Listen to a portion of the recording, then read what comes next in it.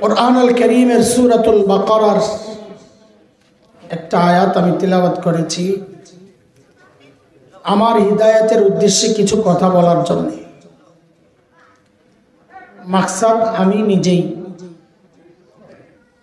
আমি এমনভাবে বলার চেষ্টা করব ইনশাআল্লাহ যেন আমার মতো কেউ থাকলে তার উপকারে আসে। বাকি মূল উদ্দেশ্য আমি আমাকেই নসিহত করতেছি। দোস্ত, আল্লাহ সুবহানাহু ওয়া তাআলা আমাদেরকে মানুষ বানাইছেন। আমাদের দুই পাশে আল্লাহ ভিন্ন দুই চরিত্রের দুইটা সৃষ্টি রেখেছেন। একদিকে ফেরেশতা, আরেকদিকে শয়তান। ফেরেশতাদের চরিত্র সম্পর্কে আল্লাহ সূরাতুত তাহরিম আয়াত নম্বর 6 আল্লাহ বলেন, লা ইয়াসুনাল্লাহা মা আমারাহু ওয়া ইয়াফআলুনা মা ইউমারুন। ফেরেশতাদের চরিত্র হচ্ছে ফেরেশতারা গুনাহ করতে পারেন না। কি বলেছি বলেন তো? গুনাহ করতে করেন না বলি নাই, কি পারেন না। ঠিক এর উল্টা চরিত্রের হচ্ছে শয়তান। শয়তান ভালো কাজ করতে পারে না। এই ভিন্ন দুই চরিত্রের মিশেলে সংমিশ্রণে আল্লাহ আমাদেরকে মানুষ বানাইছেন। আমাদের মধ্যে ফেরেশতা চরিত্র আছে, আমরা ভালো কাজ করি। আবার শয়তানি চরিত্র আছে, আমরা শয়তানিও কম করি না। এ সম্পর্কে আল্লাহ তাআলা সূরা ওয়াশ-শামস 7, 8, 9 নম্বর আয়াতে আল্লাহ এই কথাগুলো বলেন। আল্লাহ বলেন, ওয়া নাফসিন ওয়া মা সাওয়াহা ফাআলহামাহা ফুজুরাহা ওয়া তাকওয়াহা قد أفلح من زكاها وقد خاب من دساها। মানুষের মধ্যে ভালো কাজ করার যোগ্যতাও আছে, আবার গুনাহ করার যোগ্যতাও আছে। আলোচনাকে সাজানোর জন্যে আমরা ওই মানুষের 3টা শ্রেণী করতে চাই। কয় ভাগ? আমার সাথে একটু কথা বলা লাগবে ইনশাআল্লাহ, এবং মুখস্থ করার মতো করে শুনবেন যেন আমি জিজ্ঞেস করে সাথে সাথে বলতে পারে। যদি মুখস্থ না থাকে তাহলে আমল করবেন কেমনে বলেন? প্রথম শ্রেণী হচ্ছে সমস্ত নবী রাসূল আম্বিয়া আলাইহিস সালাম। নবী রাসূলদের ব্যাপারে আহলুস সুন্নাহ ওয়াল জামাতের আকীদা, সমস্ত নবী মাসুম, নিষ্পাপ। কোন নবী জিন্দেগিতে কোনো গুনাহ করেন নাই। এটা বলেন তো আমার সাথে আপনারা, সমস্ত নবী কি মাসুম? কেন করেন নাই? এর বহু কারণের মধ্যে অন্যতম কারণ হচ্ছে আল্লাহই করতে দেন নাই। আল্লাহ নিজে বাঁচায় দিয়েছেন। কেন বাঁচাইছেন সে কথায় পরে আসতেছে ইনশাআল্লাহ। আল্লাহ যে বাঁচাইছেন নবীদেরকে একটা উদাহরণ শোনেন। হযরত ইউসুফ আলাইহিস সালাতু ওয়াস সালামের নাম তো জানা, তাই না? আমাদের নবী আলাইহিস সালাম ছাড়া আল্লাহ তাআলা হযরত ইউসুফের মতো সুন্দর কাউকে বানান নাই, কোনোদিন বানাবেন না। আমাদের নবীর হিসাব আলাদা, এটা হিসাবের মধ্যে আসবে না। হযরত ইউসুফ যে কোনো কারণে, লম্বা হিস্টোরি, আমি ওদিকে যাব না। আমার যতটুকু চুম্বক অংশ, যতটুকু দরকার, মিশরের গভর্নরের ঘরে থাকেন। তো গভর্নরের স্ত্রী জুলাইখা হযরত ইউসুফের সৌন্দর্যের প্রেমে পড়েছে। জানেন তো আপনারা এই গল্প।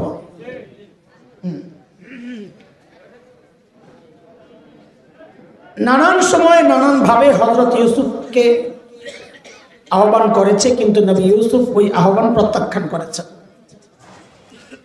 তো একদিন জুলাইখা কি করেছে, সুযোগ বুঝে হযরত ইউসুফকে একদম অন্দর মহলে ঢুকাইছেন, 7 দরজা ভিতরে। তার মানে 7টা রুম, 7টা দরজা মানে 7টা রুম, একদম ভিতরে। সাথে বাদী নিয়ে গেছে, বাদী। ভেতরে ঢোকার পর বাদীকে বলা হয়েছে বাহির দিয়ে দরজাগুলো তালা লাগায় লাগায় তুই বাইর হয়ে যা। এখন হযরত ইউসুফ এক ভয়ঙ্কর বিপদে। মুফাসসিররা লেখেন বিপদের মৌলিক কারণ তিনটা। এক হচ্ছে চারদিক বন্ধ, হযরত ইউসুফ ফেঁসে গেছেন। দুই, নিজের মনিবের স্ত্রীর আহ্বানকে প্রত্যাখ্যান করা, এটাও আরেক বিপদ। তিন, নিজেও তো টকবগে যুবক।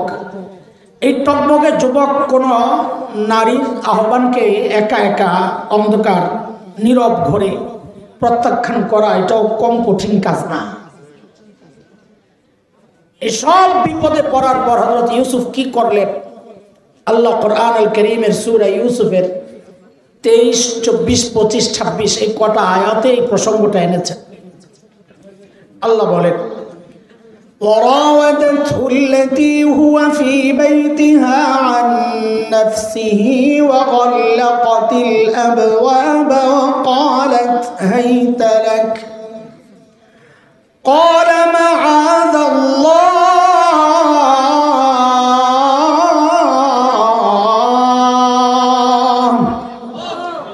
إنه ربي أحسن مثواي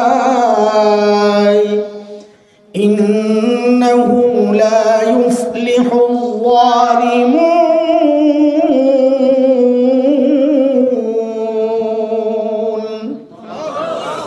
বিপদে পরেই হযরত ইউসুফ দিছেন আল্লাহকে ডাক, মাআযাল্লাহ, ও আল্লাহ আমাকে বাঁচান।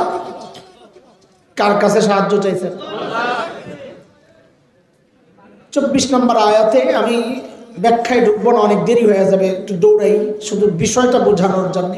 24 নম্বর আয়াতে আল্লাহ বলছেন, কাযালিকা লিনাসরিফা আনহু সুআ ওয়াল ফাহশা, আমি বাঁচাই দিছি। আমি কে বাঁচাইছেন বলেন? একটু বলে যান কথাগুলো আমার সাথে সাথে, শেষে এসে আবার একসাথে জোড়া লাগাবো। কে বাঁচাইছেন? কে বলেছেন? আল্লাহ বলেছেন। কিভাবে বাঁচাইছেন আল্লাহ বিবরণ দিচ্ছেন। واستبق الباب وقدت قميصه من دبر وألف يا سيدها لدى الباب।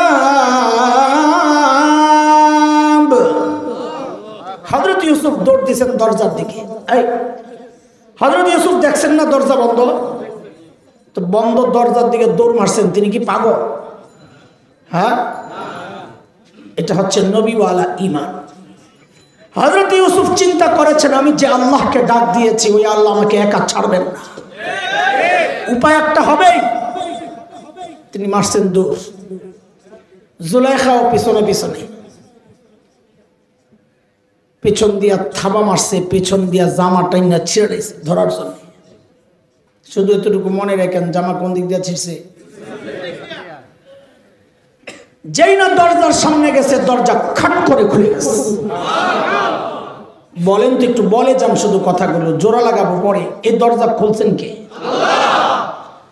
পরের গেট খাট, এরপরেরটা সবগুলা সামনে যায়। এখন তো বিভিন্ন মার্কেটে গেলে আপনারা দেখেন, গেটের সামনে গেলে গেট খুলে যায় না, ওটা তো মেশিন লাগাই না। আর হযরত ইউসুফেরটা খুলছেন কে? শেষ দরজা খুইলাই যায় মিশরের গভর্নরের সামনে, জুলাইখার স্বামীর সামনে, হাতে নাতে ধরা মহিলা মানুষ, সামনে পইরাই জাগায় পোল্টি। পোল্টি বুঝে ঘুরে গেছে। কি বলে? قالت ما جزاء من أراد بأهلك سوء। আপনার স্ত্রীর সাথে অপকর্ম করার চেষ্টা যে করলো তার শাস্তি কি হওয়া উচিত? দেখছেন নি কারবার? অপরাধ করলো কে? চাপায় কার কান্দে? দোষ করলো নিজে, চাপায় আরেকজনের হাসিনা স্টাইল। এটা কি বলে? আসলে মূলত স্টাইলটা ইবলিসের। স্টাইল কার? কোরআনে আছে, আপনারা পাবেন কোথায়? সূরা আরাফ 16 নম্বর আয়াত। قال فبما أغويتني لأقعدن لهم صراطك المستقيم আল্লাহ যাদের কারণে আমারে তাড়ায় দিলেন আমি ওগরে ছাড়ুন না ইবলিস কয় হে ইবলিস আল্লাহ তাড়াইছে কার কারণে এই যে দেখছেন ইবলিসের শয়তানিতে আমরা পড়ে গেছি ইবলিসরা আদম আর হাওয়ার কারণে আল্লাহ তাড়ান নাই ইবলিসরা আল্লাহ তাড়াইছেন ইবলিসের নিজের অপরাধের কারণে কিন্তু ও কি কয় আল্লাহ জাগো কারণে আমারে তাড়াইছেন দেখছেন নি দুষ্কর্ম নিজে চাপায় দিছে আরেকজন কাজী পিসাব যেহেতু এই কাম করছে মুরিদ হাসিনা আর বাইরে কেমনে যায় আরে কথা বুঝেন না আপনারা হ্যাঁ লাগতাছে দুই চারজন আছে না কইতেও পারে না সইতেও পারে না মজার মজা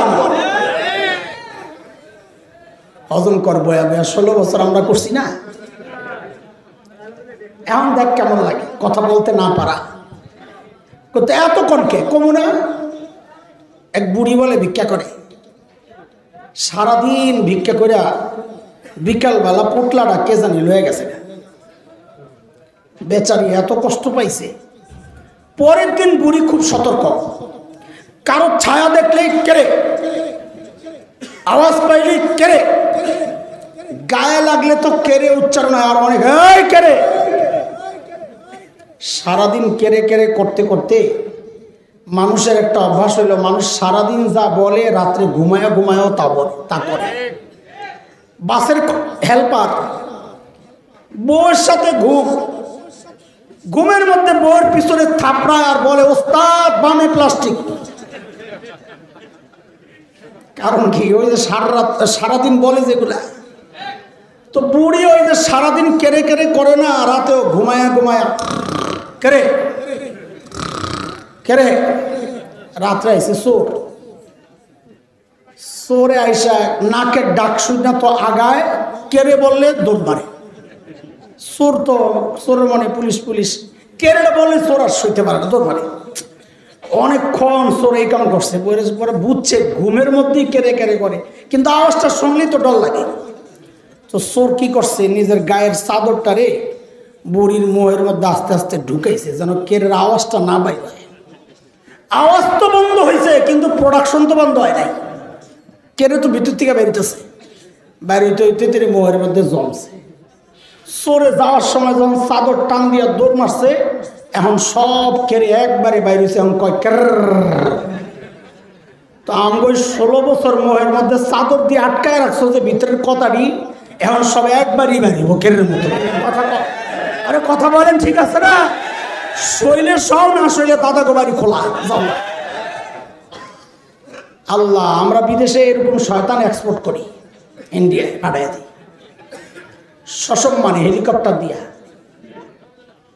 আল্লাহ আল্লাহ আল্লাহ জামার সামনে নগদে পোল্ট্রি আপনার স্ত্রীর সাথে অপকর্ম করার চেষ্টা যে করেছে তার শাস্তি কি হওয়া উচিত তো প্রশ্ন করছে এখন উত্তর দিবে মিশরের গভর্নর তাই না কিন্তু এই বড়দের ঘর শাসন করে বেডিরা ও বাহিরে মাস্তানি করলো ভিতরে যায় বিরাট খবর লইয়া দেন তো নিজেই ফয়সালা দিতেছে শাস্তি কি হওয়া উচিত দুইটার একটা ইল্লা আইয়ুস জান হয় আরে আয়না করে ঢুকান কই আপনি বলবেন আয়নাঘর ছিল নাকি যেটা ছিল ওইটারই আর কি একই কথা আযাবুন আলীম অথবা রিমান্ডে নিয়ে একটা কঠিন পিটা লাগাইয়া দেন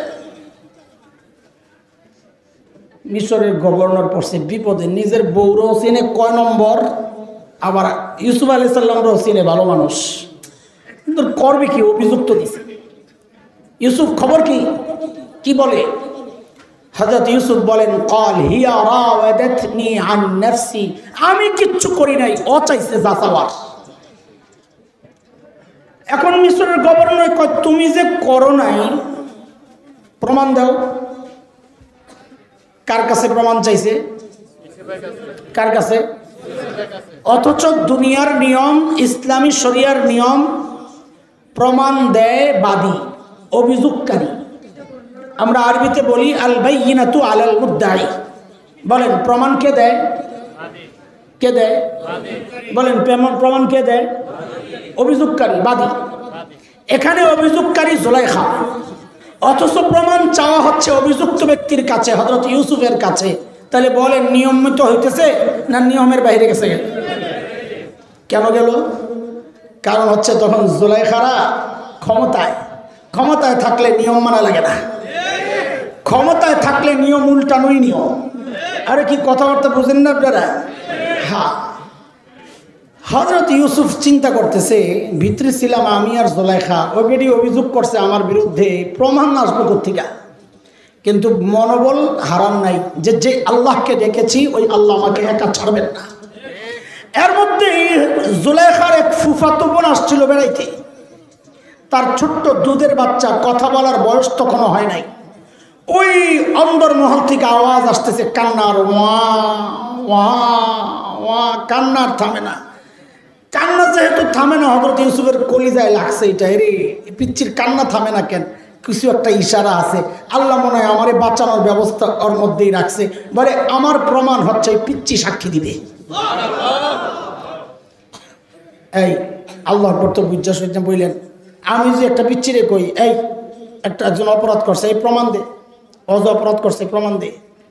ওই পিচ্চি যদি কয়, ওই ছেলে যদি কয় প্রমাণ দিব ওই খাম্বায়, তা আপনি কি করবেন? তোর থাপড়ে দাঁত খেলাম, ইসলামে করো জামল লাগে, বলবেন কিনা?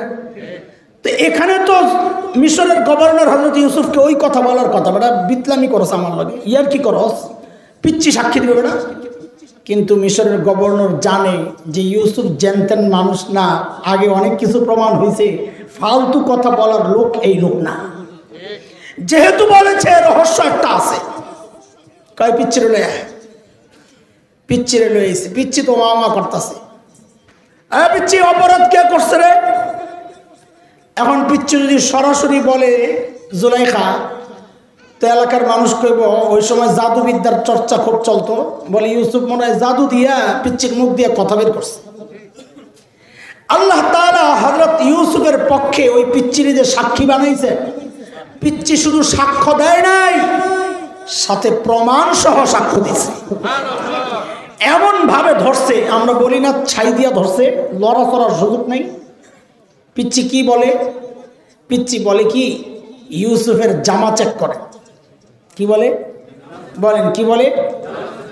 বলে জামা চেক করলে তো পিচ্চি বলে, আল্লাহ জবান খুলে দিছেন, ইন কানা কামিসুহু কুদ্দা মিন কুবুল ফাসাদাকাত ওয়া হুয়া মিনাল কাযিবিন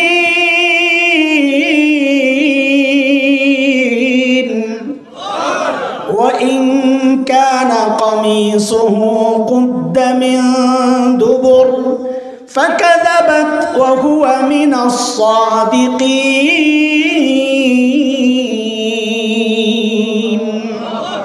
বলে যদি দেখেন জামা সামনে দিয়া ছিড়া, তো মনে করবেন জুলাইখা নিষ্পাপ, ইউসুফ অপরাধী।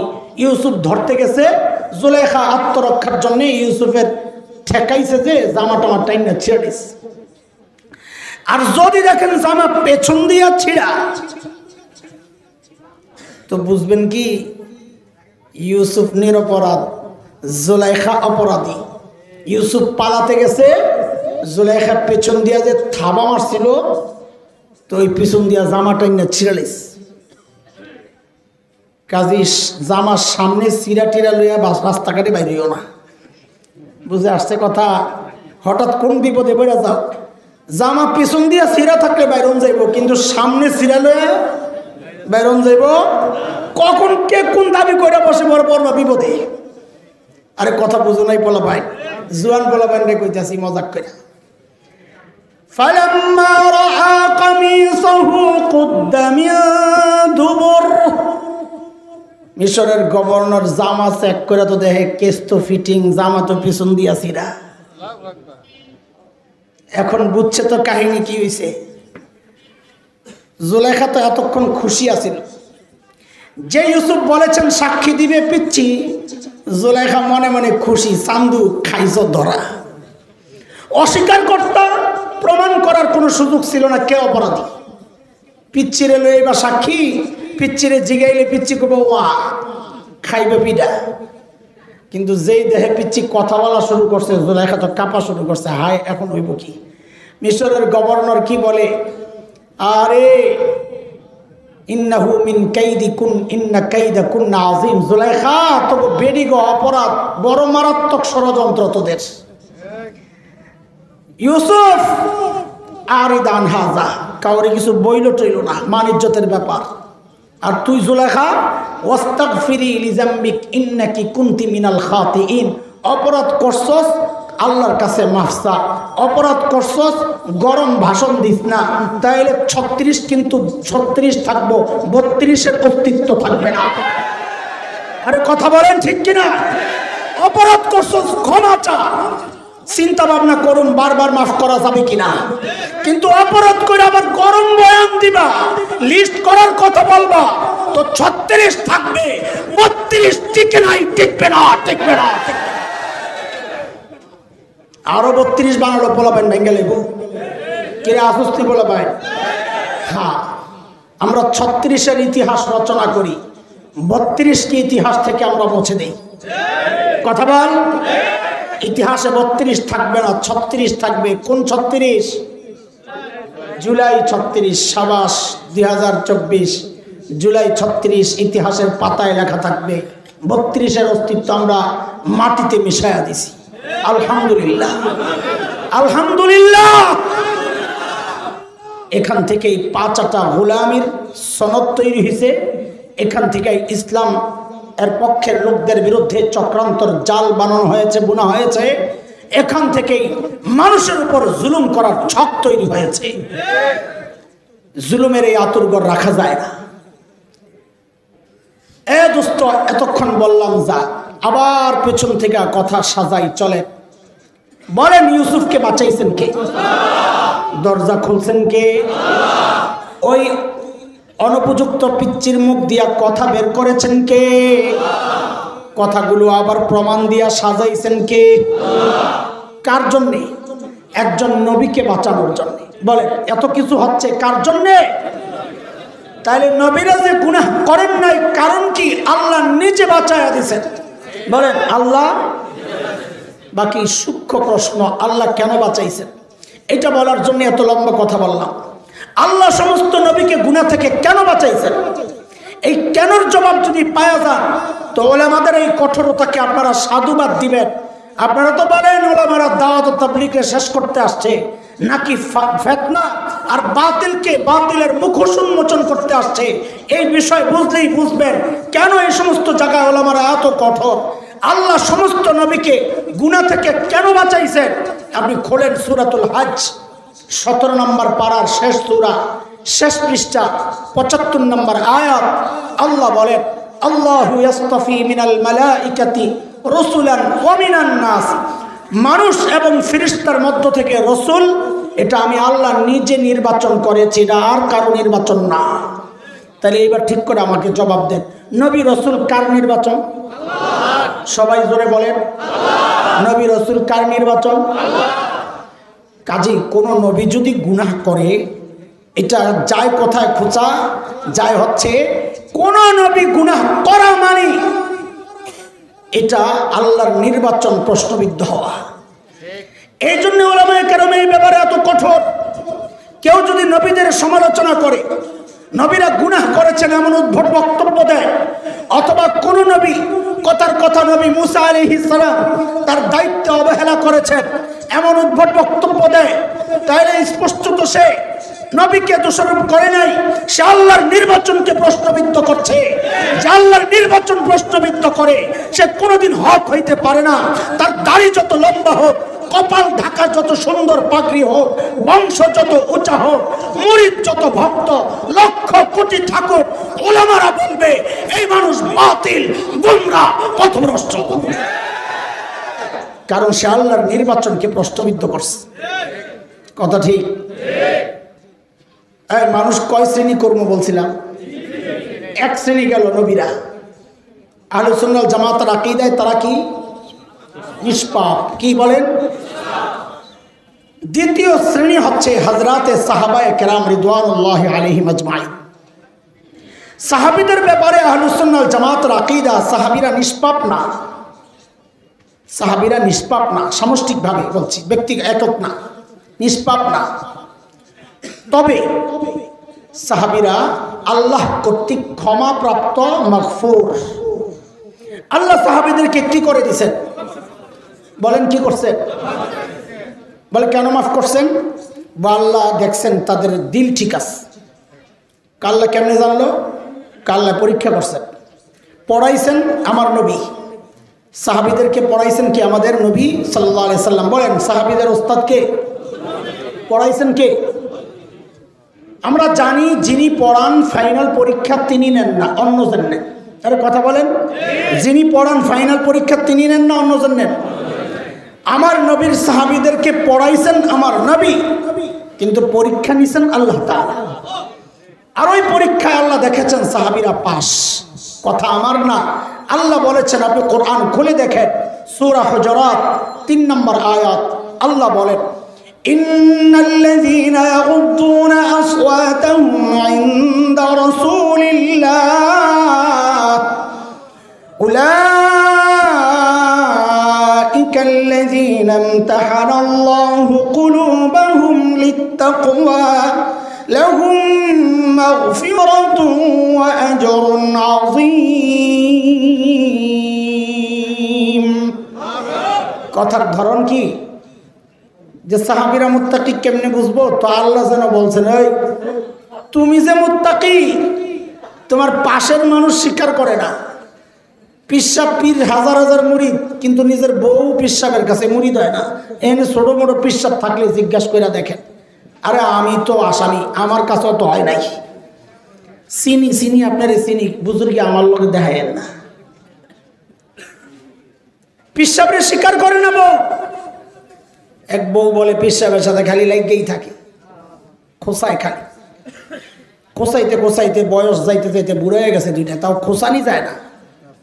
একদিন পিসাব ঘরে আইছে, বউ দিছে একটা চিৎকার, আরে আল্লাহ! পিসাব কয়, আরে সুবহানাল্লাহ, বুড়া কালে যেমনি আল্লাহ কইছ, ভিতর থেকে যে গরম শ্বাস বাড়িছে, আমি তো চলে যাবো। কি হয়েছে, ঘটনা কি? তো বউ কয় কি, আজকে একটা দৃশ্য দেখা আমার কলিজাটা জ্বলে গেছে গা। কি দেখছো? আজকে দেখছি আমাকে বাড়ির সামনে দিয়া একজন পিসাব উইরা উইরা যায়। আমার কপাল, আমারও আল্লাহ এক পীর মিলাইছে, এটা ল্যাংরাই ল্যাংরাই আড়ে। তো পিসাব কয়, আহারে পোড়া কপাল, আগে মনে করছিলাম তোর দিল নষ্ট, এমন দেখি শক্তিও নষ্ট। বলে কেন? তুই ভালো করে খেয়াল করে দেখোস নাই ওটা যে আমি আসিলাম, ওই পীর তো আমি। এখন বউ কি কয়, কাহে রে তাই তো কই, ডানা একটা ভাঙ্গা কেন? স্বীকার করবে না। তো আল্লাহ যেন বলছেন, তুমি যে মুত্তাকি তোমার পাশের মানুষ স্বীকার করে না, আর আমার নবীর সাহাবী মুত্তাকি, আমি আল্লাহ নিজে সাক্ষী দিচ্ছি। সুবহানাল্লাহ। এই জন্যে এটা একটা স্পর্শকাতর জায়গা। এই জন্য উলামায়ে আহলে হক, উলামায়ে দেওবন্দ এই ব্যাপারেও কঠোর। কেউ যদি সাহাবীদের সমালোচনা করে, কেউ যদি সাহাবীদের দোষ তালাশ করে, অথবা এমন লিখনি তৈরি করে, এই লিখনি কেউ পড়লে অটোমেটিক সাহাবী বিদ্বেষী হয়ে যায়, তার ব্যাপারেও উলামায়ে হকের ফয়সালা, সেও হক হইতে পারে না, সেও বাতিল গুমরা পথভ্রষ্ট। কেন? কারণ নবীর শিক্ষা, শিক্ষকতা যোগ্যতা নিয়ে তুমি আপত্তি তুলতেছ। কি পড়াইছেন, ভুল করে কেন? আল্লাহর পরীক্ষা নিয়ে তুমি আপত্তি করছো। কি পরীক্ষা লইছে? ফেল করেন না, ছাত্ররে পাস করাইয়া দিয়েছেন। ঘটনা কি? হেরা তো দোষ করে। আপনি সাহাবীর সমালোচনা করছেন মানে নবীর যোগ্যতা নিয়ে প্রশ্ন তুলতেছেন। সাহাবীর সমালোচনা করছেন মানে আল্লাহর পরীক্ষা পদ্ধতি আপনার কাছে হালকা মনে হয়ে গেছে, যে অটো পাস দিয়ে দিয়েছেন আপনি, অটো পাস। সাহাবীরা তো ভুল করছে, আপনি পাস দিলেন কেমনি? নাউযুবিল্লাহ পড়ালেন ফাঁক দিয়া। কথা শেষ। এই দুইটা জায়গা আমার আলোচনার বিষয় না, প্রসঙ্গক্রমে আসলো তাই বললাম। বড়ই স্পর্শকাতর জায়গা। এই দুই জায়গা নিয়ে কোনো কথা বলবো না ইনশাআল্লাহ। ঠিক আছে, বলেন না ইনশাআল্লাহ? না বলার নিয়ত টিয়ত আছে আপনাকে? তো চুপচাপ বয়ে রয়েছেন যে বলেন নবীদের ব্যাপারে ভালো ছাড়া কোনো খারাপ কথা বলবো না। এমন কিছু বলবো না যে নবীরা অপদস্থ হয়, অপমানিত হয়। নবীদের বিন্দু মাত্র গায়ে টাচ লাগে এমন কোনো কথা আমরা ইনশাআল্লাহ, সাহাবাদের ব্যাপারেও এমনকি উলামায়ে হক যারা তাদেরকে নিয়েও কোনো বাজে মন্তব্য করব না ইনশাআল্লাহ। এটা আমার আলোচনার বিষয় না, বাধ্য হয়ে একটু আলোচনা লম্বা করতে হইতেছে, কারণ আমি পড়ে গেছি আজকের এক বিপদে। এক পাশে দোস্ত, এক পাশে চাচা। আমার তো টাইম লেখাই আছে 9টা থেকে 10টা। সেই হিসাবে আমার প্রোগ্রাম হচ্ছে আদমজি। এখান থেকে যায় ওখানে প্রোগ্রাম কেমনে করবো আল্লাহ জানে। যেমন অনেক চিপায় পড়ছি, ওই যে এদিক দিয়ে চাচা দিয়া গেছে হুমকি, দোস্ত বলে গেছে দোস্ত শেষ করবে, আমি কেমনি শেষ করব কর। আজহার হিসাব বলে আজকে না কবে জানাইছে আসবে না, মাঝখানে পড়ছি আমি এক বড় বিপদে। দোয়া করতে থাকেন, অল্প সময়ের জন্য আমরা অনেকগুলো কথা শিখতে পারি ইনশাআল্লাহ, ঠিক আছে না? আমাদের জন্য অল্প সময় অনেক বরকত হয় ইনশাআল্লাহ।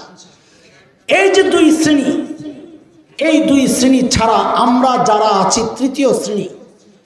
ব্যক্তিগতভাবে কেউ গুণামুক্ত থাকতে পারেন, কিন্তু সামষ্টিকভাবে আমরা সবাই গুনাহ করেছি, করছি, করে যাচ্ছি। আমাদের আলোচনার সুবিধার্থে আজকে আমাদের গুনাহগুলোকে আমি 3টা ভাগে ভাগ করতে চাই। কয় ভাগ? যুবক কথা কও, কয় ভাগ? প্রথম ভাগটা করার আগে আপনাদের কাছ থেকে পেছনের একটা পড়া আগে শুনে লই, মুখস্থ আছে কিনা। আমি অর্ধেক বলবো, অর্ধেক দেশ দিবস শূন্যস্থান আপনারা পূরণ করবেন, মানে বাকি অর্ধেক আপনারা বলবেন। না ঠিক আছে, আমার যা জরুরত আমি চাইয়া নেব, ফ্যান লাগবো না। এই ফ্যান তো বাহ্যিকভাবে দেখা যায় আমাদের উপকার করতেছে, কিন্তু আমরা যারা কথা বলি ফ্যানটা আমাদের ক্ষতি করতেছে। এটা আর কি কওমি স্বীকৃতির মতন আর কি। বেড়া ঠিক কইলে সবার দৃষ্টি আকর্ষণ করাইছ না, সিপা দিয়া কথা একটা কইয়া লাইছি। আমি সিপা চাপাই মেয়েরা দিয়ে কিছু কইটই না। শুনে আল্লাহ আল্লাহ, আমি অর্ধেক বলবো, বাকি অর্ধেক আপনারা বলবেন, ঠিক আছে? আল্লাহ তাআলা ছাড় দেন, বাপরে বাপ, পুরা 100তে 100। আবার কর, আল্লাহ ছাড় দেন। আবার বলেন, আল্লাহ ছাড় দেন। এমন মুখস্থ করছেন, এখন আমি যদি একটু এদিক ওদিক যাইয়া বলি তা আমার কিল খাওয়া লাগবে, তাই না? কথা কন? হ্যাঁ ঠিক দিব। আমাদের মুরব্বীরা আছেন এখানে, কথাটা এইভাবে বলাটা সরাসরি একটু মুশকিল।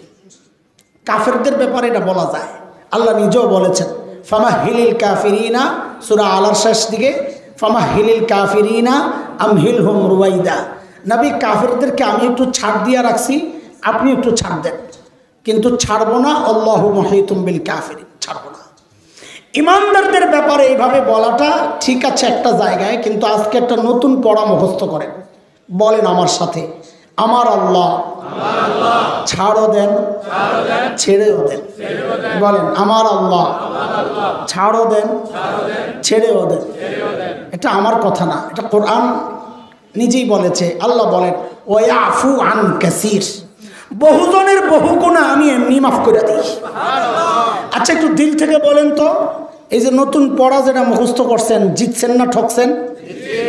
ওই কোপ মেরা যদি বসে থাকেন যে আল্লাহ ছাড় দেন, ছেড়ে দেন না, তো আমাদের বাঁচার উপায় কি কোন? একটা রাস্তা তো বের করা লাগবে। তো বলেন, সেই রাস্তা বের করছি আমরা কি? আমার আল্লাহ ছাড়ও দেন, সব গুনাহ না, এমন বহু গুনাহ আছে। আল্লাহ বলেন ওয়াফু আন কাসীর, বহু গুনাহ আল্লাহ ছাইড়া দেন এমনি। গুনার দ্বিতীয় প্রকার, বহু গুনাহ আমাদের এমন আছে যেগুলো আল্লাহ আমাদের নেক আমলের দ্বারা মিটাইয়া দেন। আমার কথা না, কোরআন বলে ইন্নাল হাসানাত ইউযহিবনাস সাইয়্যাত, বহু নেক আমল বহু গুনারে মিটাইয়া দেয়। যেমন নবী আলাইহিস সালাম বলেন, আমি দুরূদ পড়লাম আপনারা বললেন না। কাঞ্জুসের গোষ্ঠী, টান না মারলে দুরূদ পড়তে মনে চায় না, ইয়া নবী না করে দুরূদ পড়তে মনে চায় না। কিয়ামওয়ালাদের বিরোধিতা করতে করতে আমরা নিজেরা দুরূদ পড়াই ছেড়ে দিছি। ওরা করে বাড়াবাড়ি, নিজেরা করি ছাড়াছাড়ি, দুইটাই দোষ। বাড়াবাড়িও খারাপ, ছাড়াছাড়িও খারাপ। নবী আলাইহিস সালাম বলেন মান হাজ্জা লিল্লাহ ফালাম ইয়ারফুস ওয়া লাম ইয়াফসুক রাজাআ কায়াউমিন ওয়ালাদাতহু উম্মুহু। নবী আলাইহিস সালাম বলেন, কেউ যদি আল্লাহর জন্য হজ করে, কার জন্য? এই হজ কার জন্য করে? কার জন্য? হজ তো করে মানুষ আল্লাহর জন্য, তাহলে এই কথা আবার বলার দরকার কি? কেউ যদি আল্লাহর জন্য হজ করে, বোঝা গেল ঝামেলা আছে। কিছু লোক পাওয়া যাবে যারা আল্লাহর জন্য হজ করে না। এরা কারা? অভাব নাই, দেখবেন 2-4 জন। হ্যাঁ, দেখবেন কি 2-4 জন? কথা বলেন, আর দেখলে বলেন, বলি নাহলে বাদ দেয়। দেখবেন হজের আগেও দাড়ি কাটতো, হজের পরেও দাড়ি কাটে। হজের আগেও সুদ খাইতো, হজের পরেও সুদ খায়। হজের আগেও ঘুষ খাইতো, হজের পরেও ঘুষ খায়। হজের আগেও দুর্নীতি করতো, হজের পরেও দুর্নীতি করে। হজের আগেও ছিল সন্ত্রাসী, হজের পরেও সন্ত্রাসী।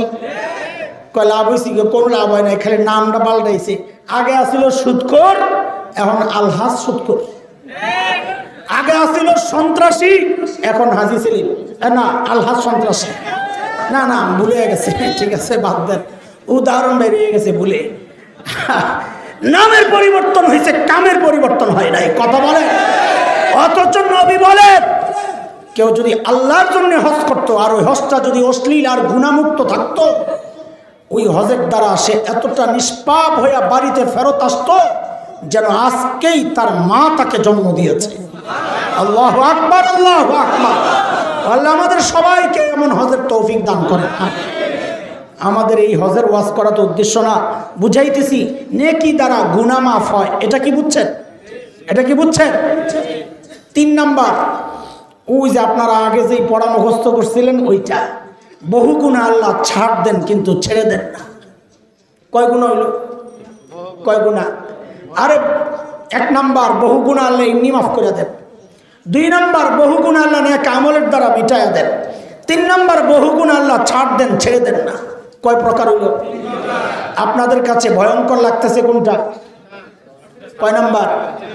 কয় নাম্বার? তো 3 নাম্বারটা ভয়ঙ্কর লাগলে 3 নাম্বারটা চিনা দরকার কিনা? চিনা দরকার। চলেন একটু চিনা আসি। দেখেন, যে গুনাহ আল্লাহ ছাড় দেন ছেড়ে দেন না, এমন অনেক গুনাহ আছে। যেমন জুলুম একটা গুনাহ, আল্লাহ ছাড় দেন কিন্তু। নমরুদ জুলুম করেছে, আল্লাহ ছাড় দিয়েছেন কিন্তু কি করেছেন? না চাইরা কি করছেন? এ সাবাস, কেড়ে বলছে স্মার্ট বয়। মশা একটা ঢিক্কা তো আমিও মারা যাইতে পারি, এটার মধ্যে আমার অক্ষমতা প্রকাশ পায়, কিন্তু বেইজ্জতি তো প্রকাশ পায় না। যেখানে বেইজ্জতি উদ্দেশ্য, এখানে কথা ওইভাবে বলা লাগবে। বলেন যে জুতা দিয়া পিডাইয়া মারছে, সব জায়গায় ভদ্র সাজলে হয় না। ভদ্র সাজলে তুমি খোঁচা দিও না। তুমি একজনকে খোঁচা দিবা আর সুন্দরভাবে বলবা কাক্কাদের, হবে না। কি বলতে হবে? কাউয়া কাদের। আরে খোঁচা দিতে হইলে শব্দ ওইভাবেই বলতে হবে, বুঝেন না আপনারা কথা? আমি খোঁচা দিই নাই, উদাহরণ হিসাবে বললাম আর কি। ফেরাউন জুলুম করেছে, আল্লাহ ছাড় দিয়েছেন কিন্তু ছেড়ে দেন নাই। কি করেছেন? ডুবাইয়ার হচ্ছে বেশি ভালো লাগে সুবাইয়া। কি করছেন? যদি ফানিটি বুড়ি গঙ্গার মতো হয়তো তো সারছিল কাম। বর্তমান নমরুদ ফেরাউন 2-4টারে পাইলে আমরা এটাই করব ইনশাআল্লাহ। পোলাবেনে পিঠায় কলা পাতায় শোয়া রাখছিল, আমি কি শোয়ানোর দরকার আছে কি? কুচ্চা কুচ্চা খাওয়াই দিলে তো কুত্তারে কালে তো। হ্যাঁ, কালামানিকারে খবিস্টারে। আপনাকে লেডি মাস্তান 16 বছর জুলুম করেছে, আল্লাহ ছাড় দিয়েছিলেন কিন্তু কি করছেন? পালিয়ে গেছে। কই গেছে?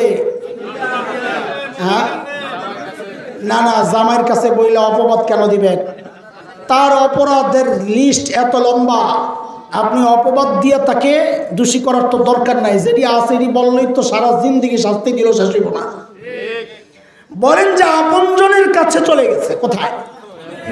কোথায়?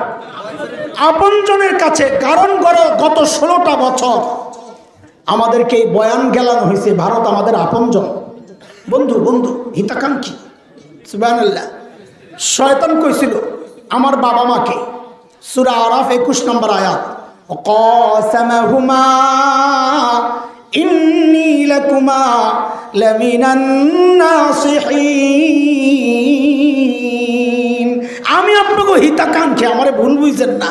শয়তান যার হিতাকাঙ্ক্ষী হয় তার আর শত্রু লাগে না, ভারতও যার বন্ধু হয় তারও শত্রু লাগে না। আমাদের বন্ধু কেন? কত কিছু দেয়, দেখো না কি দেয়, গরু দেয়, চিনি দেয়, আলু দেয়, পেঁয়াজ দেয়, কত কিছু দেয়, খালি বলে দেয় আর দেয়।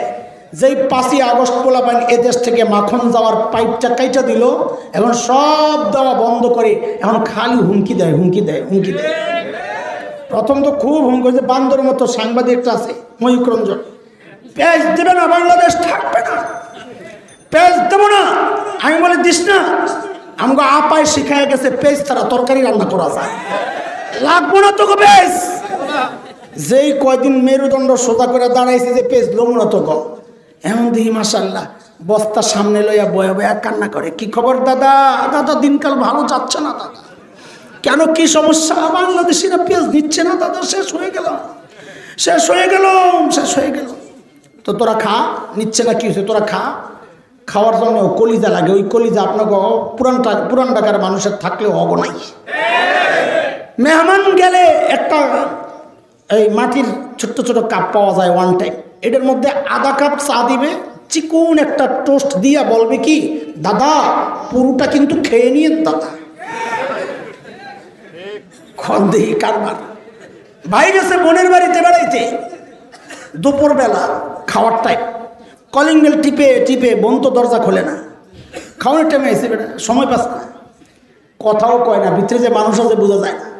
ভাই তো বুঝছে কাহিনী, তো জানালার কাছে যায় চিল্লায় চিল্লায় বলতেছে, দিদি আমি কিন্তু খেয়ে আসছি। তো দিদি এইবার আয়ার দরজা খোলে আর কয়, আগে বলবি না। ওরা কি খাবে? কলিজা এত ছোট, রুচি এত নোংরা, এই জন্য যখন মাঝে মধ্যে হুমকি দেয় না আমার দেশে ঢুকার, আমি কি ঢুকবি ভালো কথা, তার আগে নিজেকে হাগার জায়গা ঠিক করে আসি। এখনো রাস্তাঘাটে মলত্যাগ করে। আমরা যখন দেওবন্দ যাচ্ছিলাম, কলকাতা থেকে ট্রেনে উঠছি, দেওবন্দ যাব, লম্বা জার্নি, 36 ঘন্টা লাগছিল আমাদের ট্রেন। হায় আল্লাহ, রাত যায় দিন আসে, দিন যায় রাত আসে, সময় ফুরায় না। তো রাত শেষ হইলেই জানালার কাছে যেতাম নতুন এলাকা দেখার জন্য। কেমন মাঝে মধ্যে তো বিব্রত হইয়া মুখ ফিরাই নিতে হইতো। কেন? দেখতাম রেল লাইনের পাশে লাইন ধইরা যে বইছে সব ফ্যামিলি প্যাকেজ, জুয়ান বুড়া নারী পুরুষ গুড়া গাড়া যা আছে, বোতল একটা লইয়া চুপচাপ বসা। হ্যাঁ, বেডিরা নিজেদের ইজ্জত রক্ষা করছে, ঘুমটা সামনে দিয়া টাই না, পিছন দিয়া খোলা, কাম সারতেছে। ওরা বলে আমার দেশ দখল করবে, এই পোলাপান কথা কম। আমি বলি সাহস করে বেসকি টেস্কি না দিয়া সাহস করে ঢুইকা যা, খেলা হবে ইনশাআল্লাহ। আরে খেলা হবে, খেলতে চাই। ছোটবেলা থেকে যেই জিহাদি চেতনা লালন করছি মুখের মধ্যে, তোরা না ঢুকলে সেটা প্রয়োগ আর বাস্তবায়নের সুযোগ তো পাচ্ছি না। ঢুকে যা। আরে আমার দেশ কি দখল করবি? আমরা মুসলমান স্বপ্ন দেখি ভিন্ন কিছু। আলহামদুলিল্লাহ আমাদের স্বপ্ন বাস্তবায়ন শুরু হয়ে গেছে। তাকায়া দেখ, সিরিয়ায় কালিমার পতাকা উঠে গেছে, আফগানিস্তানে কালিমার পতাকা উঠে গেছে। আরে আমার দেশ কি দখল করবি? আমরা তো স্বপ্ন দেখি ইনশাআল্লাহ খুব শিগগির দিল্লির লালকেল্লায় আবারও কালিমার পতাকা পথ করবে। নারে তাকবীর! ইসলামের শত্রুরা আল কোরআনের আলো, আল হাদিসের আলো, নারে তাকবীর! মুহতারাম হাজরিন, কিন্তু এই জুলুম নিয়ে কথা আজকে বলা আমার উদ্দেশ্য না। আমি ভিন্ন একটা গুনাহ নিয়ে বলতে চাই, যা আল্লাহ বলেছেন শুরুতে। আমি সূরা বাকারার একটা আয়াত পড়েছিলাম। ওই আয়াতে আল্লাহ একটা গুনার কথা বলেছেন যে আমি ছাড় দিলেও ছাড়বো না। কি সেটা? আল্লাহ বলেন, বালা মান কাসাবা সাইয়্যাতান ওয়া আহাতাত বিহি খাতিআতুহু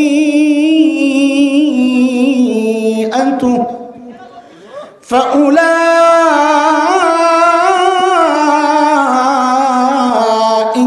আসহাবুন নার হুম ফিহা খালিদুন।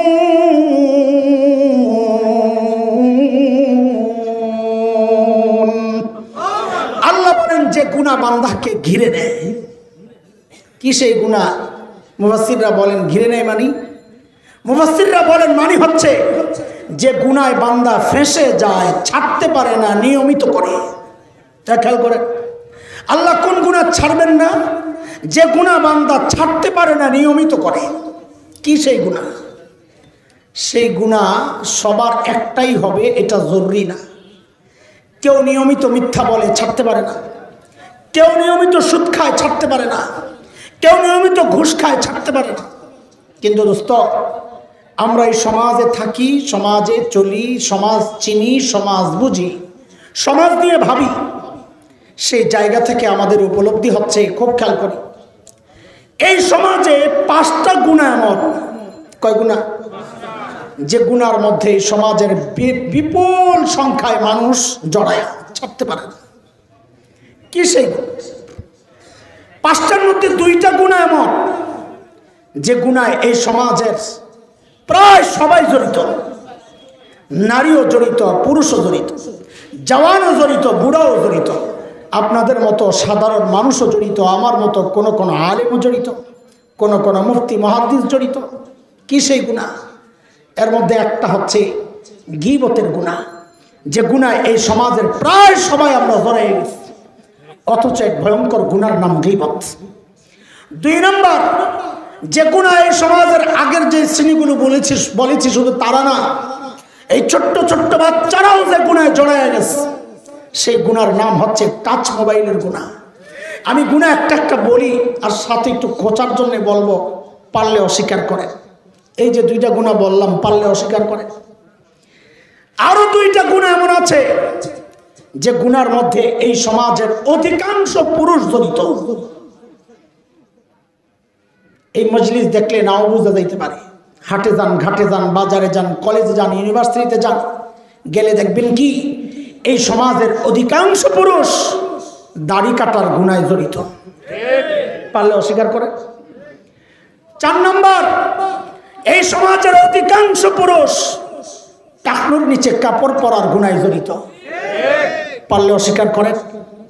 5 নম্বরটা বললে তো অনেকেই নিতে পারবে না, বিশেষ করে আমাদের মা বোনরা যদি কেউ শোনে কষ্ট পাবেন, নিতে পারবেন না। সেটা হচ্ছে এই সমাজের অধিকাংশ পর্দানশীল নারী যে গুনায় জড়িত। পর্দা করে কিন্তু গুনায় জড়িত। কি সেটা? এটা আপনি কোরআন না দেখলে বুঝবেন না। 18 নম্বর পারার সূরাতুন নূর 2টা আয়াত একটু নোট করে রাখেন। 30-31 নম্বর আয়াত। 30 নম্বর আয়াতে আল্লাহ পুরুষের পর্দা সম্পর্কে বলেছেন। 31 নম্বর আয়াতে আল্লাহ মেয়েদের পর্দা সম্পর্কে বলতে গিয়ে একটু বলেন, ওয়ালা ইউদ্দিনা যিনাতাহুন্না।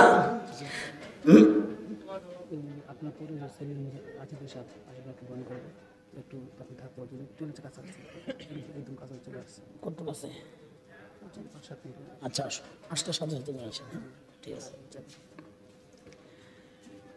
আল্লাহ বলেন ওয়ালা ইউদ্দিনা যিনাতাহুন্না, মেয়েরা যেন তাদের সৌন্দর্য প্রকাশ না করে। মুফাসসিররা বলেন এটা হচ্ছে পর্দার মূল পয়েন্ট, সৌন্দর্য গোপন করা।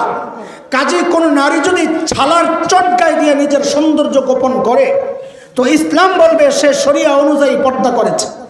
কোনো নারী যদি নিজের ঘরের কাঁথাটা মুড়ো দিয়ে সৌন্দর্য গোপন করে তো ইসলাম বলবে সে শরিয়া অনুযায়ী পর্দা করেছে। কিন্তু কিন্তু কোন নারী যদি ঝিকঝাক বোরকা, রং বেরঙের বোরকা, ফ্যাশনের বোরকা, ডিজাইনের বোরকা, আটোসাটো টাইট ফিট বোরকা পরে পর্দা করে, ইসলাম বলবে সে শরিয়া অনুযায়ী পর্দা করে নাই। কেন? শরীয়তের পর্দা হচ্ছে সৌন্দর্য ঢাকার জন্যে। এক চরম সত্য কথা, কষ্ট লাগলেও এক বাস্তব কথা। আজকালকার অধিকাংশ বোরকা দিয়া সৌন্দর্য গোপন হয় না, বরং সৌন্দর্য ওপেন হয়, সৌন্দর্য প্রকাশ পায়। কথা ঠিক? বোরকা দিয়া যে ফ্যাশন হয় প্রমাণ কাটাবন যান। কাটাবন ছিলেন না? বোরকার দোকানের নাম ফ্যাশন হাউস। আমাদের কথা যে কতটা বাস্তব দোকানের নাম দেখলে বোঝা যায়। দোকানের নাম কি? আমি দোকানদারকে সাধুবাদ জানাই, স্যালুট। ও মুনাফিকি করে নাই, ও লেখা দিছে আমার কাছে যাই বোরকা এটা শরীয়তের পর্দার বোরকা না, আমার কাছে বোরকা হইলো ফ্যাশনের বোরকা, লাগলে আইও না এলে কাইটা পড়ো। অত ঠিকই আছে, কথা বলেন। কয়টা গুনাহ বললাম? আর দ্রুত বলেন কয়টা? 1 নাম্বার গীবতের গুনাহ, 2 টাচ মোবাইল, 3 দাড়ি কাটা, 4 টাকুর নিচে কাপড়, 5 ফ্যাশনের বোরকা। এটাও আমাদের আলোচনার মূল যেটা যদি ধরেন এটাও না। মূল যেটা বলতে চাচ্ছি, এক চরম বাস্তবতা হচ্ছে সমাজের যারা এই 5টা গুনায় জড়িত এদের অধিকাংশই এই গুনাহগুলোর গুনাহ মনে করে না। আপনি বলবেন হুজুর গুনারে গুনাহ মনে করে, এটা কেমন? তো প্রমাণ নেন, প্রমাণ ছাড়া কোনো কথা নাই।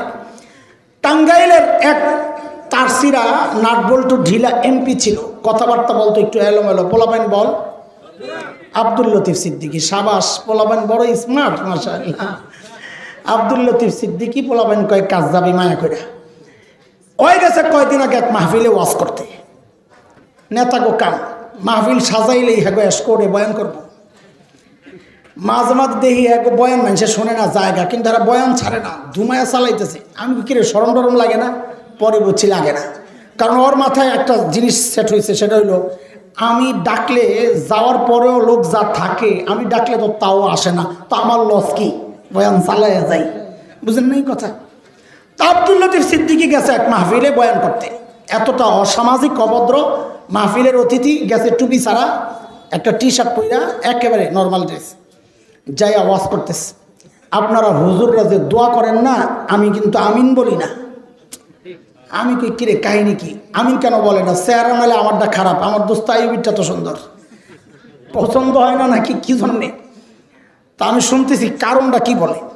ওর কারণটা শুই না আমি খুশি হয়ে গেছি। কেন? আমি দলিল পেয়ে গেছি। আমি যে বলি গুনারে গুনাহ মনে করে না, প্রমাণ খুঁজতেছি, প্রমাণ পেয়ে গেছি। ও বলে কি আমি কেন আমিন বলি না? বলে আপনারা তো বাচ্চাদেরকে শেখান গুনাহ করলে আল্লাহর কাছে মাফ চাইতে, এই জন্য আমি আমিন বলি না। কেন? আমার জিন্দিগিতে আমি কোনো পাপ করি নাই। দাড়ি কাটা বেড়ায় বলে জিন্দিগিতে কোনো পাপ করে নাই।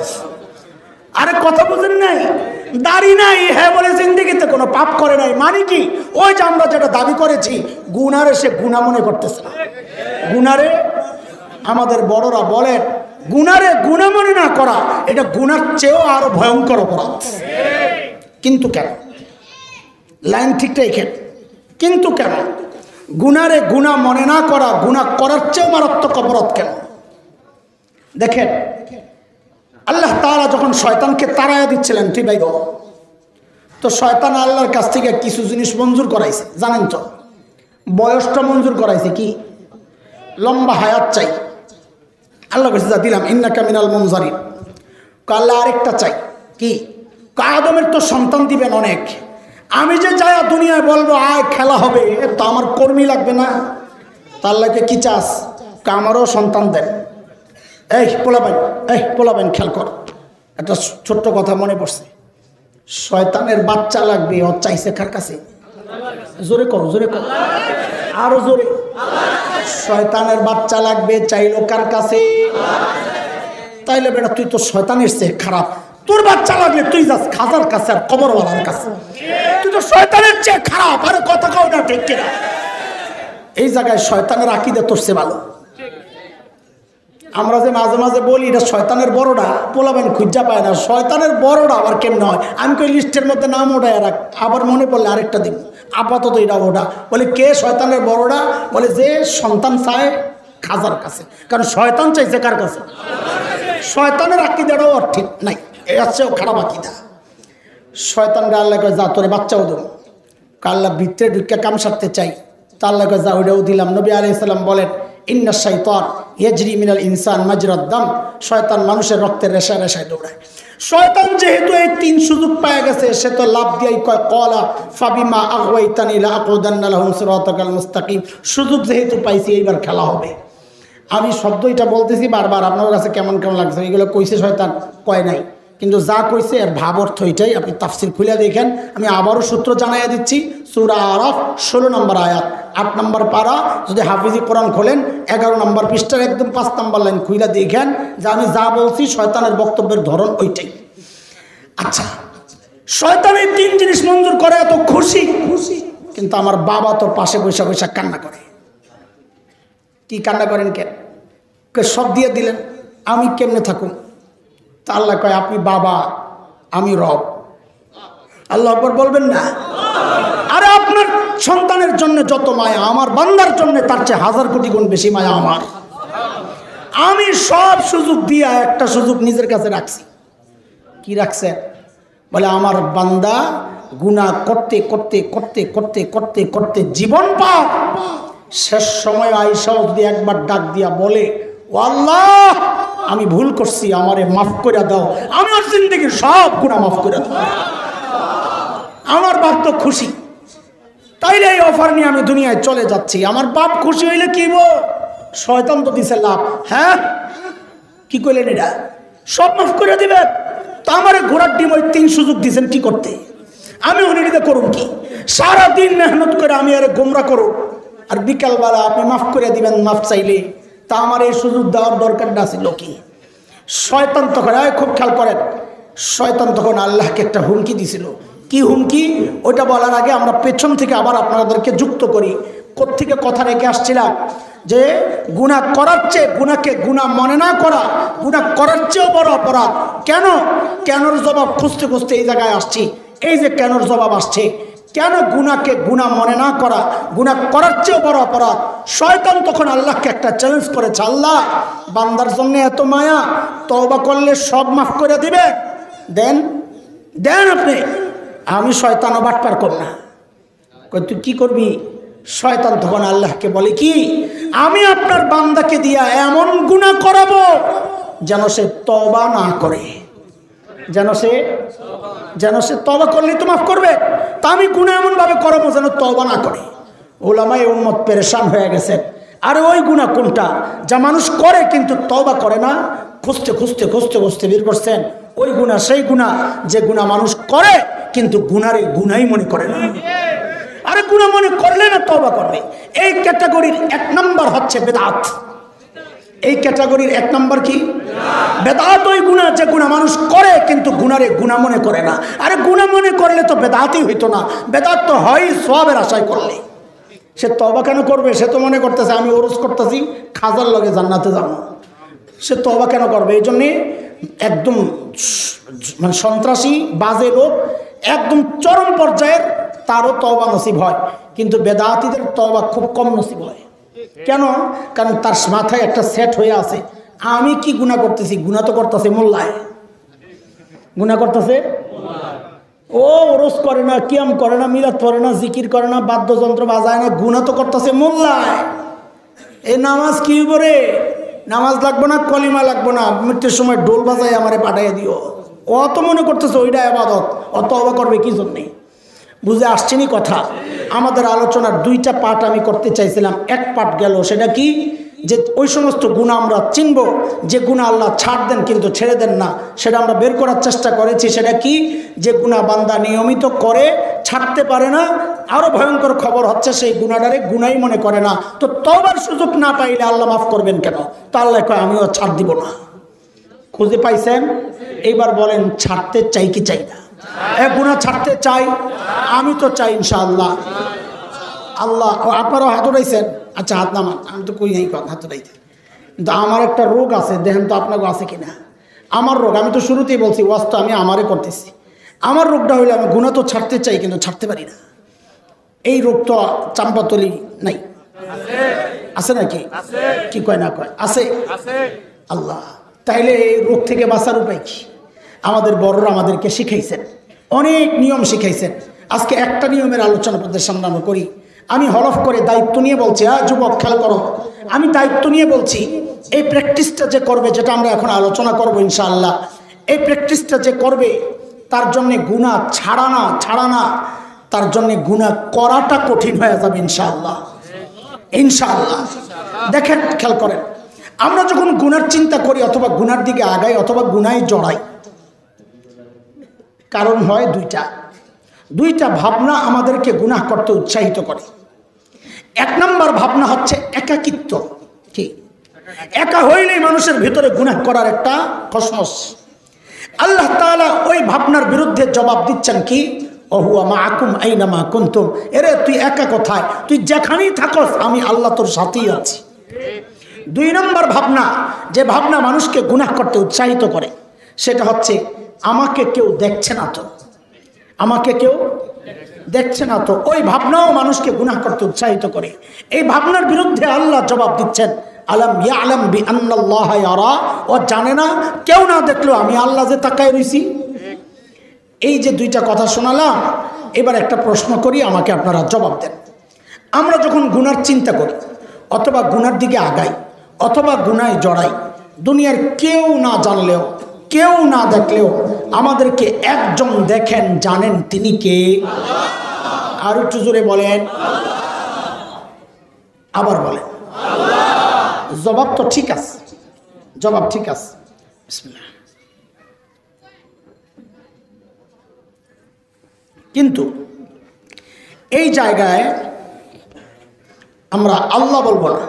এই খেয়াল করেন, এই জায়গায় এই বিষয়ের সাপোর্টে কোরআনের যে আয়াতটা আমি আনতে চাই, ওই আয়াতে আল্লাহ নিজের যে পরিচয়টা দিয়েছেন, আমি ওই শব্দটা বলবো। সেটা আমার সাথে বলেন আপনারা, রব্বে করিম বলেন, সবাই বলেন।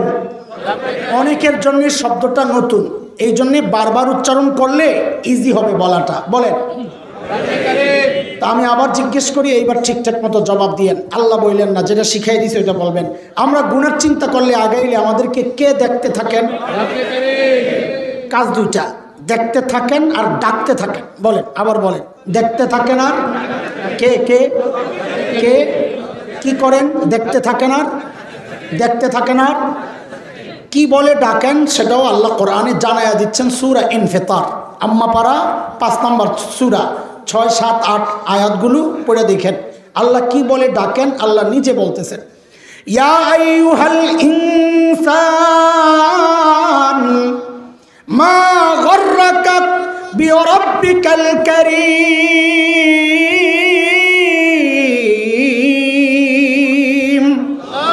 ও মানুষ, তোমারে কে ধোকায় ফেললো তোমার ওই করিম রবের ব্যাপারে? আরে কার কাছ থেকে কি পেয়ে তুমি তোমার করিম রব ভুলে গেলা? খুব মনোযোগ, শেষ মুহূর্তের কথা। দেখেন, ডাকটা শুনলাম, বললাম, তর্জমা করলাম, কিন্তু ডাকটার ওজনটা কত এটা এখনো আমরা বুঝতে পারি না। বুঝার জন্য কিছু শব্দ বোঝা লাগবে। শব্দটা বলেন তো, কে দেখেন আমাদেরকে? রব্বে করিম। এখানে দুইটা শব্দ আছে, একটা হচ্ছে করিম আর একটা হচ্ছে রব। বলেন করিম আর বলেন করিম আর। আরবিতে করিম বলে ওই দাতাকে যিনি না চাইতেই দেন, তাকে কি বলে? কি বলে? এই চোখ চায়া পাইছি না? না চায়া? কান, হাত, পাও, শরীরের কোন অঙ্গটা চায়া পাইছি বলেন তো? হ্যাঁ হ্যাঁ, সব না চায়া যিনি দিছেন তাকে কি বলে? করিম। রব না, কি বলে? দেওয়ার পর আবার এগুলোকে লালন পালন করেছেন, বাড়িয়েছেন, পরিচর্যা করেছেন, সংরক্ষণ করেছেন, নিরাপত্তা দিয়েছেন যিনি, তাকে বলে রব। তাকে বলে, বলেন তাকে বলে। দেখেন, আমি তো একটু অর্থ বললাম, কিন্তু এখনো ডাক্তার ওজনটা আমরা বুঝি নাই। একটা উদাহরণ শুনি তো ওজনটা বুঝে আসবে। একটা উদাহরণ শুনি। আচ্ছা বলেন তো, মানুষের মধ্যে আমাদেরকে সবচাইতে বেশি ভালোবাসেন যে মানুষটাকে? সবাই বলেন না, আরে একসাথে বলেন না। আরে শুনতেও তো মজা লাগে, ওই আওয়াজে, ওই ডাকে যে কি মধু আল্লাহ রাখছেন, সুবহানাল্লাহ। আরে মার কলিজায় যে কত দরদ আর মায়ার, মমতার, ভালোবাসা, এটা মা ছাড়া দুনিয়ার কেউ বুঝবে না, কেউ না। আমি মাঝে মধ্যে আমার বাচ্চাদেরকে বুঝাই, মা চিনো? মা চিনিয়ে জাম্মু না, মা এক ভিন্ন মানুষ। যুবকরা খেয়াল করো, মা ওই মানুষ, ঘরে খাবার আছে যা, মা যদি মনে করেন এখান থেকে আমি যদি একটু খাই তো আমার বাচ্চারা পেট পুরে খেতে পারবে না। মা ওই মানুষ, ওই মুহূর্তে একটা অভিনয় করবেন নিজের প্রচণ্ড ক্ষুধা পেটে নিয়ে মা একটা অভিনয় করে বলবেন কি, আম্মুর ক্ষুধা নাই, বমি বমি লাগতেছে, তোমরা খায় নাও। এই মানুষের নাম কি?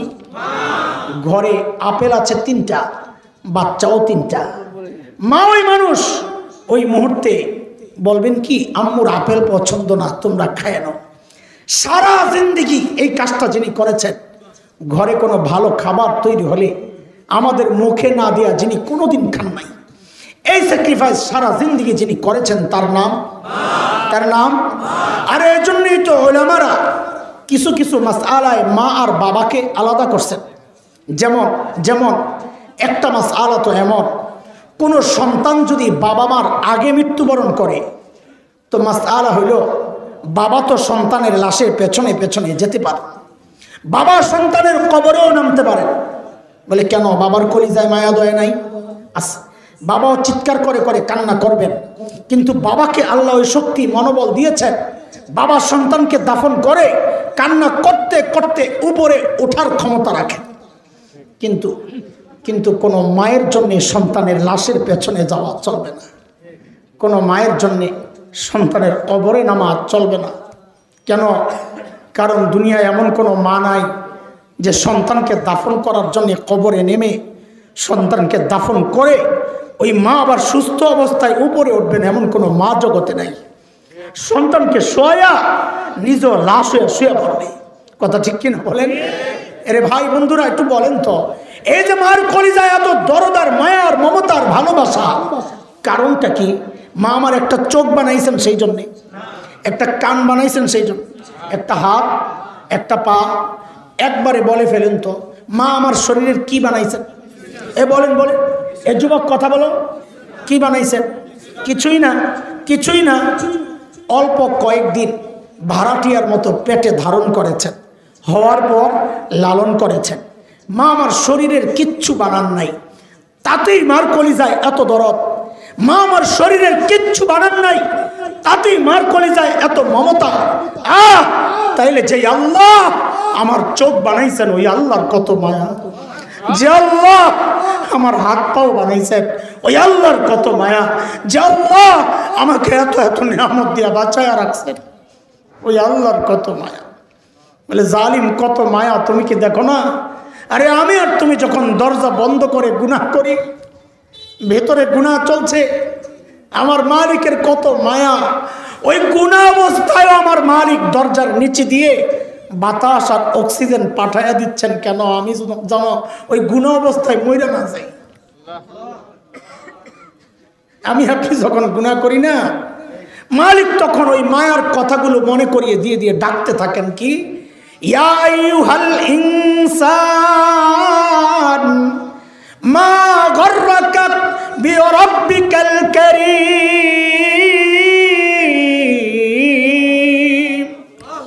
ও মানুষ, যে চোখ দিয়া গুনাহ করতেছ ওই চোখ কিন্তু তোমার সিনেমার নায়ক নায়িকা দেয় নাই, আমি কারীম দিছি। যে কান দিয়া গুনাহ করতেছ ওই কান কিন্তু তোমার গায়ক গায়িকা দেয় নাই, আমি কারীম দিছি, না চাইতে দিছি।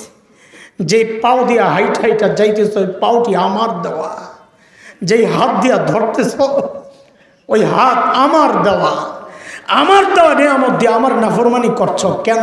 কার কাছে কি পায়া তুমি আমারই ভুলে গেলা? বলো। বান্দা জন জিজ্ঞেস করছে, মালিক কারীম তো ওই সত্তা যিনি না চাইতে দেন, রব যিনি সংরক্ষণ করেন বাঁচান, আপনি কি করছেন? তো আল্লাহ যেন জবাব দিচ্ছেন, কি করছি জালিম? তুই নিজের চেহারার দিকে তাকায়া দেখ। আল্লাযী খালাকাকা ফাসাওয়াকা ফাআদালাক ফি আই সূরাতিন মা শাআ রাক্কাবাক। আরে তোর মতো সুন্দর করে আমি কাউরে বানাই নাই। তাকায়া দেখ কি সুন্দর দুইটা চোখ লাগায়া দিছি, আরে দেখ কি সুন্দর ঝাড়ু লাগায়া দিছি। ময়লা পড়ে আমি ঝাড়ু দিয়ে পরিষ্কার করে দিই। তুই যখন ঘুমায়া যাস ওই চোখগুলো অনিরাপদ হয়ে যায়। আমি রব, বাঁচানোর দায়িত্ব আমার। আমি নিজ দায়িত্বে ওই তোর ঘুমের সাথে সাথে উপর দিয়ে একটা শাটার লাগাইয়া দিই, একটা ঢাকনা লাগাইয়া দিই, চোখগুলারে নিরাপদ করে দিই। অথচ তুই কি করস? ঘুম ভাঙার সাথে সাথে ওই চোখগুলা খুইলাই আমার নাফরমানি করা শুরু করস। মা গররাকা বিরাব্বিকাল কারীম। আরে কে তোকে ধোঁকায় ফেললো বল?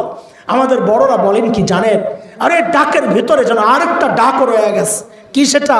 বড় স্পর্শকাতর কথা, বড় হৃদয়, হ্যাঁ একদম টুকরা টুকরা করা এমন কথা বড়রা বলেন।